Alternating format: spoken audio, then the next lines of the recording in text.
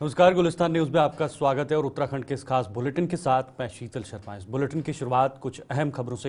राजधानी देहरादून के कैंटमेंट बोर्ड स्थित वीरपुर आशा स्कूल में उत्तराखंड के राज्यपाल लेफ्टिनेंट जनरल गुरमीत सिंह ने निरीक्षण किया। साथ ही उन्होंने आशा स्कूल में पढ़ रहे विकलांग बच्चों के साथ भी बातचीत की।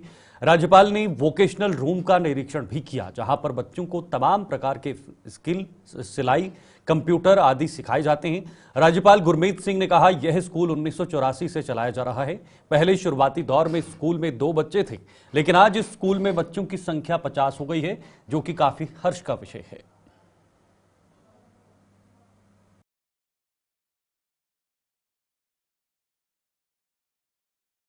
अंदर में जो आशा स्कूल चलाया जा रहा है, ये 1994 से चलाया जा रहा है और बहुत ही नम्रतापूर्ण जब शुरुआत की थी सिर्फ 2 बच्चे थे, 1 कमरा था और आज इतने सालों के बाद में 50 बच्चे हैं। And each child is a case study by himself कि उनके क्या चैलेंज है, ऑटिज्म है, बाकी डिसेबिलिटीज हैं। लेकिन जो आज मैंने देखा कि किस प्रकार से यहाँ की प्रिंसिपल साहिबा और टीचर्स उनको एक एक बच्चे को इंटेंसिव केयर, मतलब एक पर्सनलाइज कस्टमाइज केयर के साथ में बढ़ा रहे हैं और उनके अंदर में जो हर एक इम्प्रूवमेंट है, I can feel it that ये उनकी मेहनत है। और ये हमारे पूरे समाज के लिए बहुत बड़ा चैलेंज है कि जो हमारे बच्चे who have this challenge with them, challenge of growth, उनको हम किस प्रकार से आगे लेके आए। आज मुझे सबसे अच्छी बात ये लगी कि हर एक टीचर में एक पैशन थी, एक डेडिकेशन थी और सबसे बड़ी बात ये थी कि वो एक बच्चे में क्या खूबी है को ढूंढकर उसके अंदर में कैसे इम्प्रूवमेंट किया जाए। और यहाँ पर जो उनको हॉबी, पैशन और उनके स्किल सिखाई जा रही है, अपने आप में बहुत अच्छा है। मैं तो पूरे समाज को बोलूँगा कि आप सब आकर इधर देखिए कि किस प्रकार से एक सेल्फलेस डेडिकेशन और प्रिजर्वेंस है। यहाँ की जो प्रिंसिपल साहिबा है, मैंने उनसे पूछा कि कितने साल से कार्य कर रही हैं। 3 दशक से कार्य कर रही हैं। ऐसी एक इतने लंबी innings of selflessness. My big compliments to you for this and I would like to compliment 14 div general Mahajan साहब, ब्रिगेड कमांडर साहब, यहाँ के जो सीओ साहब हैं, आप सबको मैं मुबारकबाद देता हूँ कि आपने इस फोकस को बहुत एक्टिव रखा हुआ है। आपकी जो इन्वॉल्वमेंट है इन बच्चों के प्रति, ये हमारे समाज के वो हिस्से हैं जिनकी जिम्मेवारी हमारी है। एंड आपकी इस केयर की डेप्थ को देखकर I am very touched and I wish you all the best. And मैं सदा पूरा प्रदेश और पूरे शासन प्रशासन हम सदा आगे बढ़कर आपकी मदद करना चाहेंगे। मेरा नाम समरा मिर्ज़ा है। मैं प्रिंसिपल गोल्डन की आशा स्कूल हूँ और यहाँ पर 30 सालों से वर्क कर रही हूँ। मेरे पास 30 इयर्स का एक्सपीरियंस है और हमारे पास intellectual disability, down syndrome, autistic और सीपी बच्चे को एडमिशन दिया जाता है। यहाँ पर हम अलग अलग तरह से स्किल्स सिखाते हैं। सबसे पहले बच्चे का असेसमेंट करते हैं और उसकी बेसलाइन चेक करते हैं। जो बेसलाइन निकल कर आती है उसके अकॉर्डिंगली हम उनका आईईपी बनाते हैं और गोल सेलेक्ट करते हैं। उसके हम लॉन्ग टर्म टू गोल्स और शॉर्ट टर्म गोल्स। जब बच्चा हमारे पास आता है तो हम अलग अलग एक्टिविटीज़ के थ्रू। उत्तराखंड की स्वास्थ्य महानिदेशक डॉक्टर सुनीता टम्टा ने बताया कि उत्तराखंड के सभी मेडिकल कॉलेजों में मरीजों से एक समान यूजर चार्ज लिया जाएगा। इसके तहत ओपीडी, आईपीडी पंजीकरण के साथ ही वार्ड चार्ज समेत एम्बुलेंस के लिए भी यूजर चार्ज एक समान कर दिए गए हैं। उन्होंने बताया कि नए आदेश के बाद अब सभी मेडिकल कॉलेजों से जुड़े अस्पतालों में ओपीडी पंजीकरण का शुल्क 20 रुपए रहेगा, जबकि भर्ती के लिए आईपीडी पंजीकरण शुल्क 50 रुपए किया गया। जनरल वार्ड का शुल्क 25 रुपए, प्राइवेट वार्ड 300 रुपए, एसी वार्ड का चार्ज 1000 रुपए रहेगा। एम्बुलेंस का चार्ज पहले 5 किलोमीटर के लिए 200 रुपए और इसके बाद 20 रुपए प्रति किलोमीटर चार्ज रहेगा। इसके अलावा रेडियोलॉजी जांच, डायग्नोस्टिक परीक्षण, पैथोलॉजी जांच को सीजीएचएस की दरों को लागू किया जाएगा। जैसे बताना चाहती हूँ कि जैसे गवर्नमेंट हॉस्पिटल्स, जैसे हमारे डिस्ट्रिक्ट अस्पताल हैं, सब डिस्ट्रिक्ट हैं और पीएससी और सीएससी हमारी जो होती हैं गवर्नमेंट फैसिलिटी, तो उसके रिगार्डिंग हमारा एक जियो हुआ था 21 अगस्त 2024 में, वो हमारा पास हुआ था कैबिनेट से।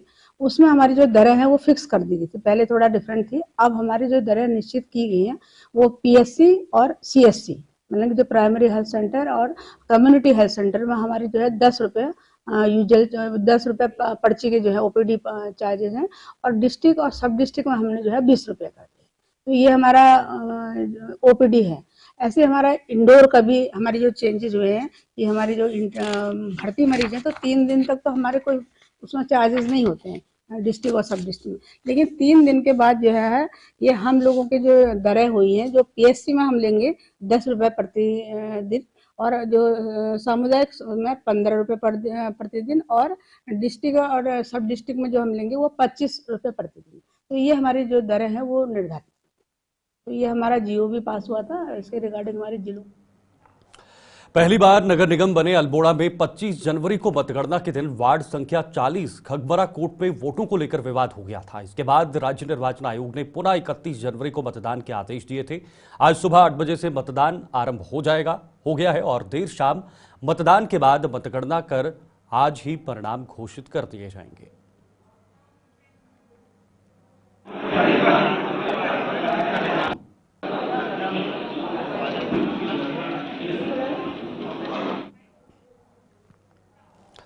गणतंत्र दिवस में उत्तराखंड द्वारा सांस्कृतिक विरासत एवं साहसिक खेल पर आधारित झांकी प्रदर्शित की गई थी। उत्तराखंड की इस झांकी को तीसरा स्थान मिला है। मुख्यमंत्री पुष्कर सिंह धामी के निर्देशों पर सांस्कृतिक विरासत एवं साहसिक खेल थीम पर यह झांकी तैयार की गई थी। गणतंत्र दिवस जब यह झांकी कर्तव्य पथ पर गुजरी तो प्रधानमंत्री ने हाथ हिलाकर उत्तराखंड की इस झांकी का अभिवादन किया था। चंपावत के कलाकारों द्वारा इस झांकी की तैयार किया गया था। गणतंत्र दिवस के अवसर पर विभिन्न राज्यों की झांकियों में उत्तराखंड की सांस्कृतिक विरासत एवं साहसिक खेल झांकी को पीपल्स चॉइस अवार्ड श्रेणी में तृतीय स्थान प्राप्त करने के लिए पुरस्कृत किया गया है। नई दिल्ली स्थित राष्ट्रीय रंगशाला शिविर में केंद्रीय रक्षा राज्य मंत्री संजय सेठ ने यह पुरस्कार प्रदान किया। यह पुरस्कार उत्तराखंड की ओर से सूचना एवं लोक संपर्क विभाग के महानिदेशक बंशीधर तिवारी और झांकी के टीम लीडर संयुक्त निदेशक के एस चौहान ने संयुक्त रूप से प्राप्त किया है।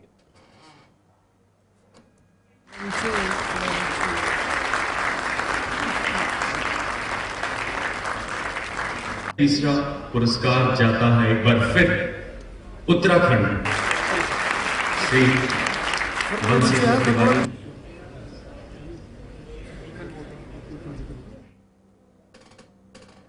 उत्तराखंड की राजधानी देहरादून के जिलाधिकारी लगातार बाल भिक्षा पर रोक लगाने के लिए प्रयास कर रहे हैं। जिलाधिकारी देहरादून सचिव बंसल ने मीडिया से बात करते हुए कहा कि ऐसे बच्चे जो चौक चौराहों पर भिक्षा मांगते हैं उनकी मुख्य धारा शिक्षा है।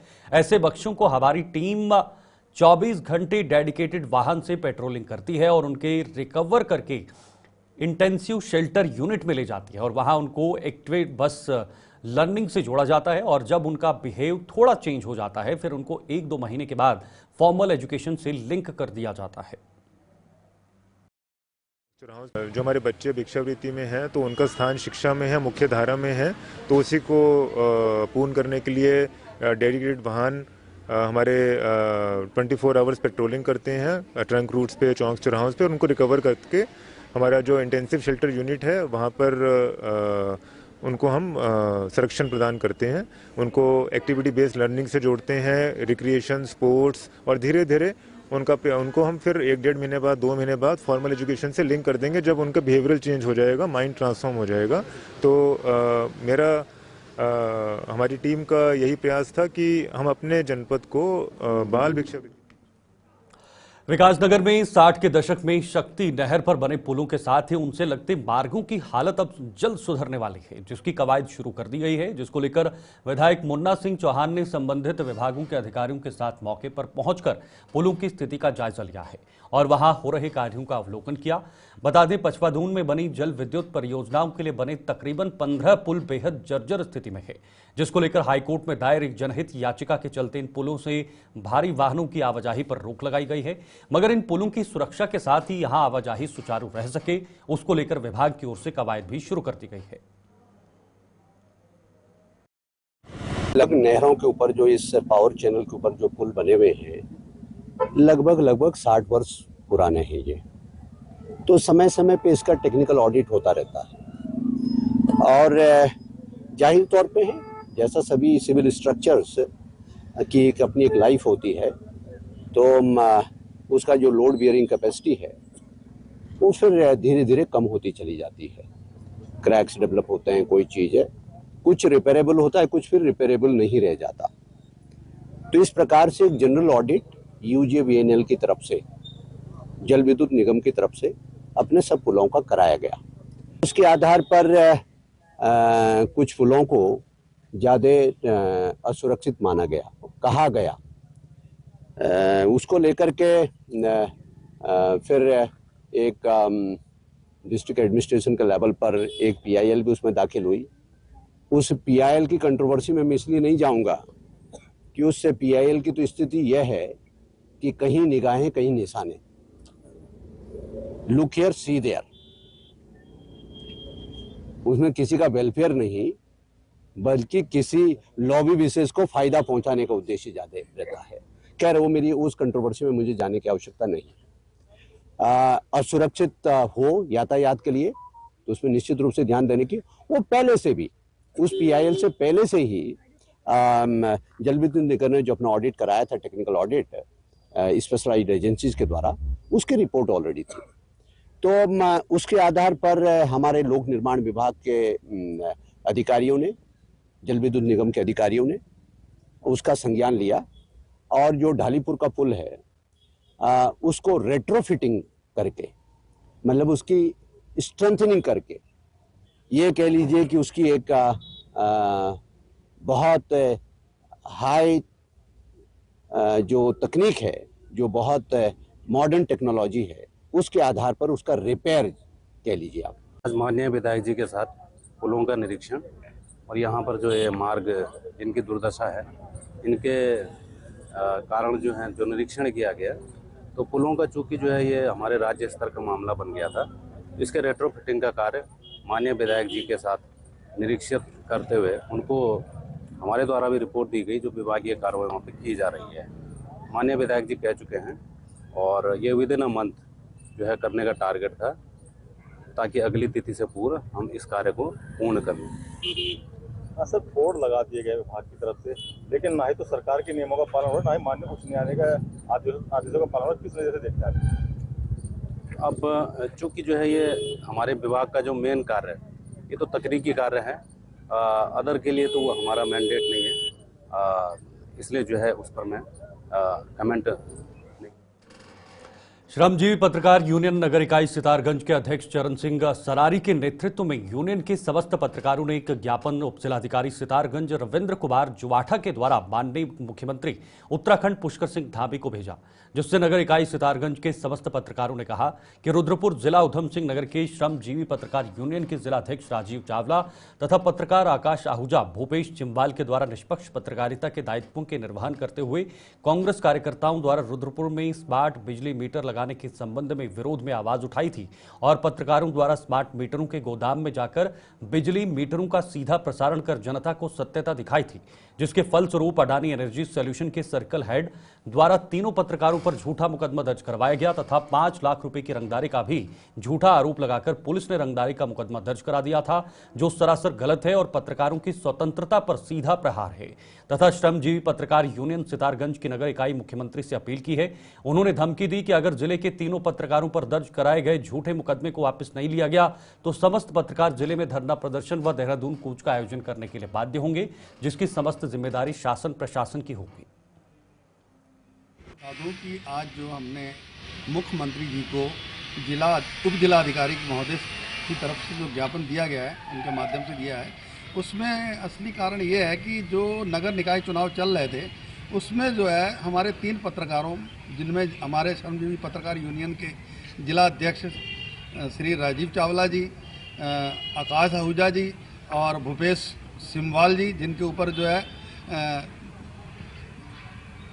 स्मार्ट मीटरों को लेके जो है झूठा मुकदमा लिखा गया है, रंगदारी का मुकदमा लिखा गया है, जिन पे जो है जिसको लेके हमने आज ज्ञापन दिया है। और हमारा कहना है कि नगर निकाय चुनाव में जो है कांग्रेस द्वारा मुद्दा उठाया गया था कि स्मार्ट मीटरों द्वारा जो है किस तरीके से जो है जनता को लूटा जाएगा, इसको लेके जो है हमारे पत्रकारों ने जो जिले के हैं उनके द्वारा जो है ये दिखाया गया था कि किस तरीके से जनता को लूटा जाएगा, तो इसको लेके जो है इनके द्वारा लाइव प्रसारण दिखाया गया था, जिसको लेकर जो है पुलिस द्वारा जो है मुकदमा दर्ज किया गया है, जिसमें रंगदारी का मुकदमा दर्ज किया गया है और हमारे द्वारा मांग की गई है मुख्यमंत्री जी से कि इसे जो है तुरंत हटाया जाए, और अगर नहीं हटाएंगे तो इसके लिए हम जो है ज़िले में भी धरना प्रदर्शन देंगे और ज़रूरत पड़ी तो देहरादून भी जो है श्रमजीवी पत्रकार यूनियन का पूरा प्रदेश जो है इसमें जो है धरना देगा। इसका जो है जिम्मेदार एलयूसीसी चिटफंड कंपनी के एजेंट ने पौड़ी ब्रांच मैनेजर सहित 5 लोगों के खिलाफ नामजद मुकदमा दर्ज करवा दिया है। कंपनी के एजेंट बसंती देवी ने आरोप लगाया है कि मैनेजर सहित 4 अन्य लोग भी इस धोखाधड़ी में शामिल हैं और उनके खातों की भी जांच होनी चाहिए। पुलिस ने एजेंट द्वारा लगाए गए आरोपों के आधार पर मैनेजर सहित संचालक और कार्मिकों को मिलाकर 5 लोगों के खिलाफ नामजद मुकदमा दर्ज कर दिया है। सीओ सदर अनुज कुमार ने बताया कि कंपनी की एजेंट बसंती देवी की तहरीर के आधार पर 420 सहित अन्य धाराओं में मुकदमा पंजीकृत किया गया है और अब पुलिस नामजद आरोपियों के खिलाफ जांच शुरू करती है। उन्होंने बताया कि आरोपियों के बयान दर्ज किए जा रहे हैं, इसके बाद अग्रिम कार्रवाई पुलिस द्वारा की जाएगी। देखिए, जो एलयूसीसी का प्रकरण चल रहा है उसमें 30 दिसंबर का मुकदमा है हमारे पास 57/2024, जिसमें जो है वादनी खुद एक एजेंट है एलयूसीसी की, उनके द्वारा जो है कंपनी के जो एजेंट्स हैं, कंपनी के जो प्रमोटर्स हैं उनके खिलाफ, और साथ ही साथ जो ब्रांच मैनेजर है उसमें 2 ब्रांच मैनेजर का नाम इन्होंने तहरीर में खोला है, तो उनके खिलाफ और अन्य ब्रांच मैनेजरों के खिलाफ भी जांच के लिए अपनी तहरीर में प्रार्थना पत्र दिया था, जिसके क्रम में 420 और 120 बी के तहत आईपीसी के तहत जो है मुकदमा पंजीकृत हुआ। उसके साथ ही साथ उत्तराखंड यूपीआईडी एक्ट के और बर्ड्स एक्ट की भी इसमें बढ़ोतरी हुई। देखिए, इनका जो कंपनी के मालिक हैं और प्रमोटर्स हैं उनके खिलाफ तो तहरीर दी थी, साथ ही साथ जितने ब्रांच मैनेजर हैं उसमें भी इन्होंने कहा कि इनके ब्रांच मैनेजर का जो भी रोल है वो भी स्पष्ट हो, क्योंकि इनका आरोप है कि ब्रांच मैनेजर भी इस पूरे प्रकरण में इन्वॉल्व है, लोगों का पैसा गबन करने में, साथ ही साथ जो भी मैच्योरिटी के बाद भी लोगों का पैसा वापस नहीं किया जा रहा। तो इस संबंध में इधर रामनगर में चोरों ने सेना में तैनात एक जवान के बंद पड़े घर का ताला तोड़कर लाखों का बाल पर हाथ साफ कर लिया। चोर घर में लगे सीसीटीवी कैमरे की डीवीआर भी अपने साथ ले गए। जानकारी मिलने के बाद पुलिस जांच में जुटी है। तारा सिंह अपने परिवार के साथ मेरठ में ही रहते हैं। उनकी भाभी भावना मेहरा ने बताया है कि उनके देवर तारा सिंह मेहरा के मकान में उनकी सास गंगा देवी हर रोज पूजा करने जाती थी। जब वह गुरुवार की सुबह अपने बेटे तारा सिंह के घर पूजा करने पहुंची तो घर के दरवाजे का ताला टूटा देखा। सर, सुबह मेरी सास आती हैं यहाँ दूध देके डेयरी से, पहले मेरे घर में बैठती हैं, मुझे दूध देके जाती हैं, फिर दोबारा यहाँ दूध देके चाय पी के मेरे घर से जब यहाँ आई देवर के घर पे तो यहाँ धूप बत्ती करके जाती हैं सुबह रोज़। जब इन्होंने देखा तो यहाँ से जहाँ से एंट्री करती हैं हमारी सासू माँ दरवाजे से, तो वहाँ देखा तो ताला तोड़ा हुआ था और सब चीज़ देखा। उत्तराखंड के इस खास बुलेटिन में फिलहाल के लिए इतना है। दीजिए इजाजत, नमस्कार।